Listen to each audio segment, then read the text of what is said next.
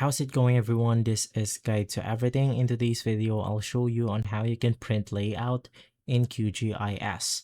So it's really simple. The first thing that you want to do is to press Ctrl P on your keyboard, or you can also navigate through this specific icon called the new print layout.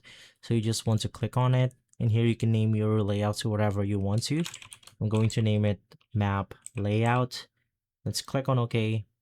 And the first thing that I suggest is to simply click on the add the map option. It's going to be this specific icon right here. So you just want to click on it, drag and drop it onto our layer. And at the side of our screen, we have the ability to add it out to scaling, the map rotation, and many more. As an example, most people love to put grids on their map. So let's scroll down, navigate through grids, and then I'm going to click on the plus icon, modify grid. Let's change this into something like solid, and then I'm going to add my grid to 100 by 100. And so it will simply look something like this.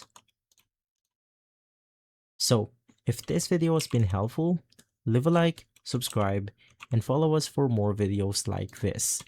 As always, thanks for watching.